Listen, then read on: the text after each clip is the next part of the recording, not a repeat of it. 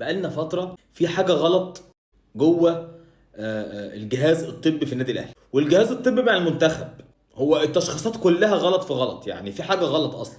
كريم فؤاد كان مع المنتخب بتاع كابتن حلمي طولان واتصاب، وقالوا ان الاصابه بسيطه بشد بسيط حاجه زي كده. لما جه النادي الاهلي قال لك ده شد في العضله. لما جه النادي الاهلي التشخيص شخصه بشد في العضله. جه يروح امبارح يعمل تحاليل وفحوصات، لقى عنده تمزق في العضله. تمزق في العضله. كريم فؤاد اللي لسه راجع من اصابه اركن.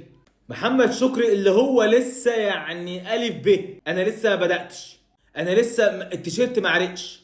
محمد شكري التشخيص بتاع النادي الاهلي قال لك ده شد عضلي.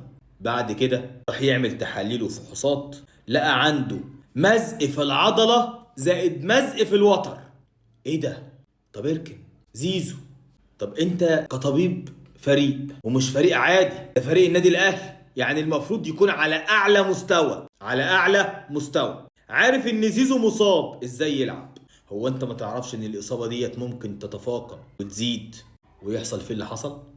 طيب امام عاشور لاعب برضه مخبرك ومعرفك ان هو مصاب وتعبان وعنده حالة قيء، وشفته بعينك وهو مش قادر في التدريبات، تنزله لغاية ما يوصل للحالة ديت. بقالنا فترة الجهاز الطبي كله بلا استثناء، جهاز طبي منتخب وجهاز طبي النادي الاهلي، انا ما شفتش كده.